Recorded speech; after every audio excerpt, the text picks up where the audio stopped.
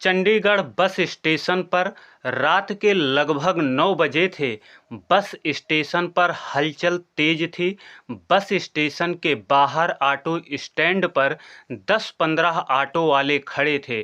कोई cigarette P रहा था तो कोई मोबाइल चला रहा था तो कोई सवारी का इंतजार कर रहा था। उन्हीं में से एक था प्रेमचंद्र।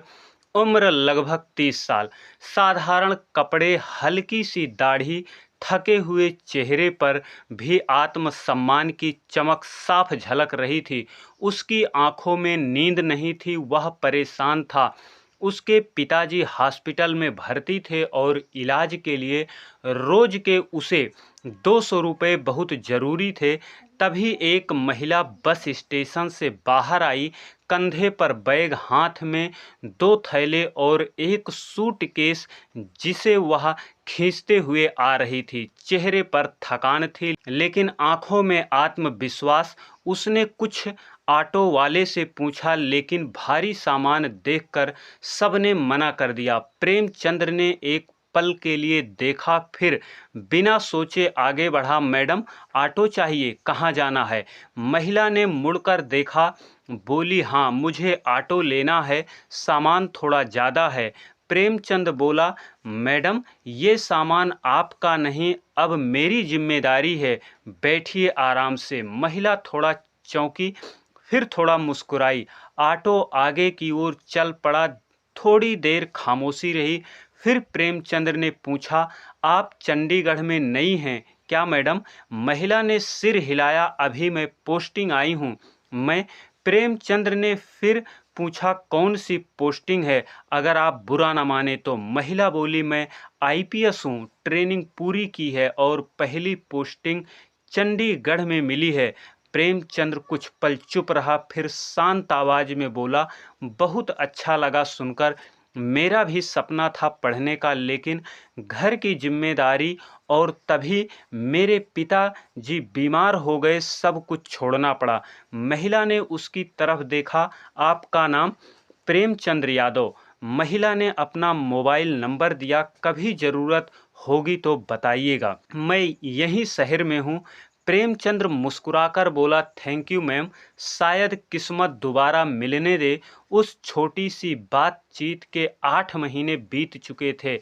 प्रेमचंद्र की जिंदगी अब भी वैसे ही चल रही थी, लेकिन पिताजी की बीमारी ने हालात को बहुत बदतर बना दिए थे।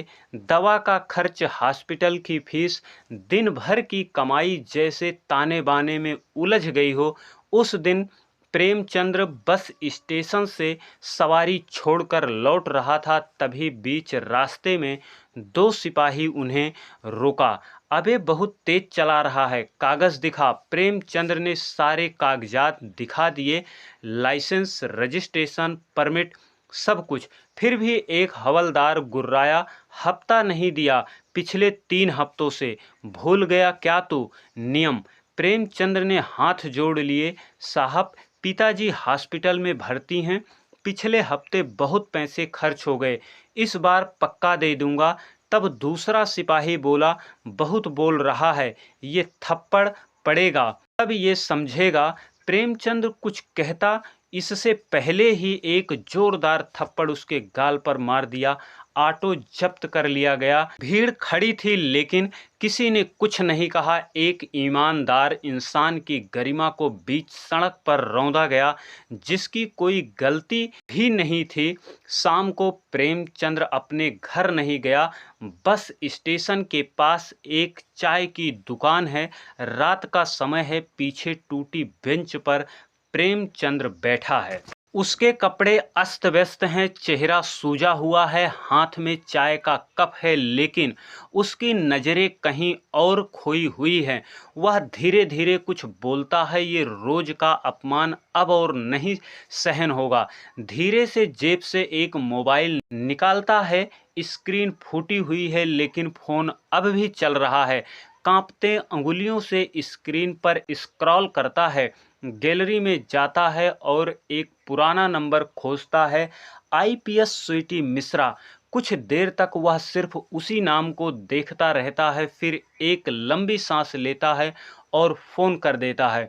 दूसरी तरफ से फ़ोन उठाया जाता है।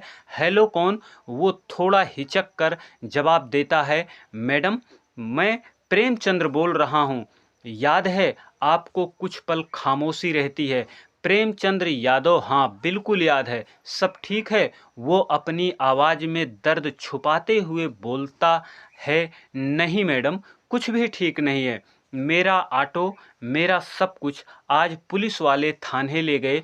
दूसरी तरफ की आवाज़ थोड़ी चौंक जाती है, लहजा सख्त होता चला जाता है। क्यों, क्या हुआ? प्रेमचंद्र की आवाज़ कांप रही थी, लेकिन वो बताता है, स्टेशन से लौट रहा था, दो पुलिस वाले ने बीच रास्ते में रोक लिया। बोले हफ्ता नहीं दिया तूने? मैंने कहा पिताजी हॉस्पिटल में भर्ती हैं, पिछले हफ्ते पैसे बहुत ज़्यादा खर्च हो गए थे। मगर उसकी आवाज़ कांपती है, जैसे गले में कुछ फंस गया हो। फिर क्या किया उन्होंने? थप्पड़ मारा मैडम, सरेआम बीच सड़क पर। गाल अभी तक दर्द कर रहा है और ऑटो भी जब्त कर लिया। पिताजी का इलाज कैसे कराऊंगा? अब उधर की आवाज़ में एक सख्ती बची है, तुम अभी कहाँ हो प्रेमचंद? बस स्टेशन के पास चाय की दुकान के पीछे बैठा हूँ।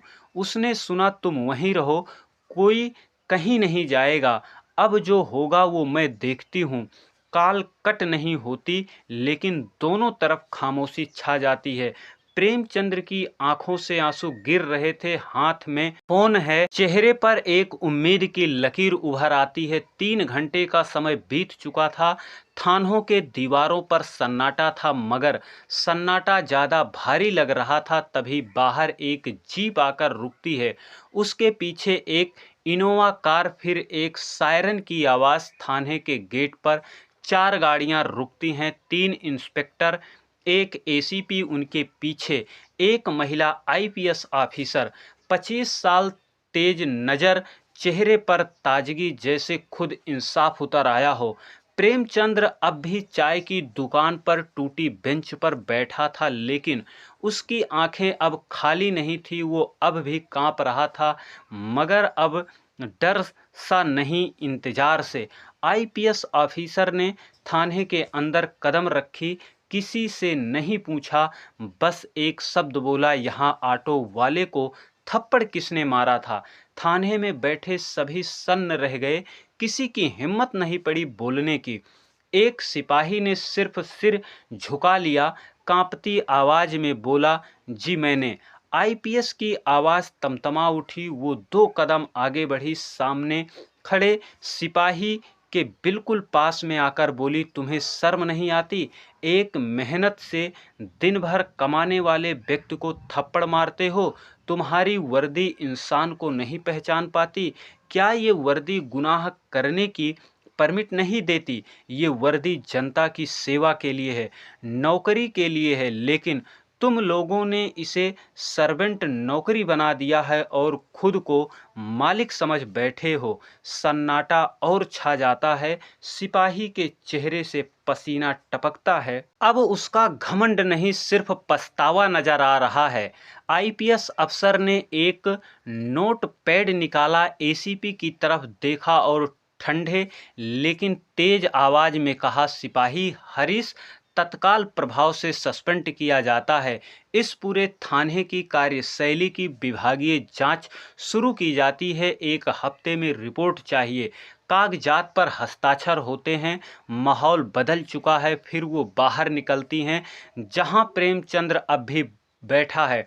आईपीएस ऑफिसर उसके पास आती हैं, कुछ पल उसे देखती हैं, फिर अपना हाथ उसके कंधे पर रखकर कहती हैं, प्रेमचंद तुम्हारा डर आज टूट गया, कुछ लोगों की नींद भी आज टूटेगी। प्रेमचंद्र की आंखों में आंसू हैं, मगर आज अपमान के आंसू नहीं, बल्कि सम्मान के हैं। दूसरे दिन अखबार की हेडलाइन थी, ऑटो चालक को थप्पड़ मारने वाले सिपाही पर कार्रवाई, महिला आईपीएस की सख्त चेतावनी, उसे तुरंत किया सस्पेंड। एक फोन से हिला पूरा जिला। प्रेमचंद्र ऑटो लेकर फिर बस स्टेशन पर था, लेकिन इस बार लोगों की नज़रें गरीबी नहीं, उसकी गरिमा देख रही थी। उसने अपने मोबाइल में से उस नंबर को फिर देखा, उस आईपीएस अधिकारी का नाम अब सिर्फ एक नाम नहीं था, वो उसकी इज्जत का रक्षक बन गया था। ये कहानी यह नहीं कहती कि हर गरीब को रक्षक मिल जाता है, ये बताती है कि जब आप सही होते हैं और अपने सम्मान से समझौता नहीं करते तो कभी कभी ऊपर वाला खुद किसी को भेज देता है आपके लिए न्याय करने, क्योंकि इज्जत ना तो दान में मिलती है ना ही भीख में, उसे जीना पड़ता है हर दिन हर थप्पड़ के बाद भी। तो दोस्तों, ये थी प्रेमचंद्र की कहानी। एक आम आदमी जिसकी जेब में पैसे भले कम थे मगर दिल में खुद दया की कोई कमी नहीं थी। अगर आपके दिल को छू गई हो तो एक लाइक ज़रूर दबा दीजिए। क्या आपने भी कभी ऐसा महसूस किया है जब आपकी इज्जत किसी ने छीनने की कोशिश की हो, पर ऐसी कहानियाँ आपके दिल तक पहुँचती हैं तो इस चैनल को सब्सक्राइब ज़रूर करें, क्योंकि यहाँ हर कहानी सिर्फ नहीं होती, एक एहसास होती है। याद रखिए, गरीब होना गुनाह नहीं, लेकिन चुप रहना कभी कभी सबसे बड़ा जुर्म बन जाता है। और प्रेमचंद्र ने वो जुर्म करना छोड़ दिया था। दोस्तों, कहानी के माध्यम से हमारा उद्देश्य किसी की भावनाओं को आहत करना नहीं, किसी को परेशान करना नहीं। हमारा उद्देश्य आपको जागरूक करना, सचेत करना है। फिर मिलते हैं अगली वीडियो में एक नई कहानी के साथ। तब तक के लिए नमस्कार।